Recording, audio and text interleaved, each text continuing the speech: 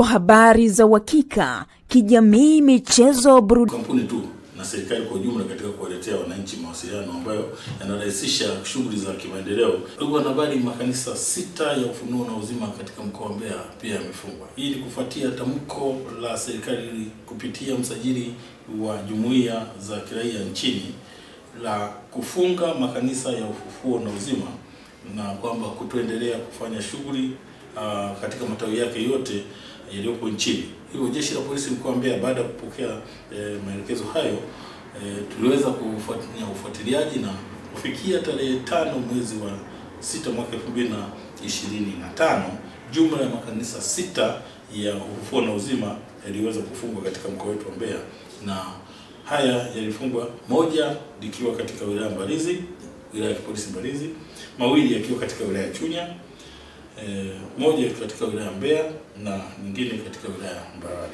Kwa hiyo kufanya jumla na moja katika wilaya ya Kyela, na kufanya jumla ya makanisa 6 katika mkoa wetu huko. Lakini bado ufuatiliaji unaendelea kufanyika, na pindi tutakapobaini tutaweza kuhakikisha kuyafunga yote na kuweka ulinzi. Mpaka sasa hivi tumeweka ulinzi kuhakikisha kwamba hakuna shughuli zinazofanyika, na tumeshirikisha viongozi wa maeneo hayo ambako makanisa yamejengwa kuwataka wananchi na waumini kwa ujumla pamoja na viongozi wa dini wasifanye shughuli hii ya kuendesha shughuli za kidini katika makanisa hayo.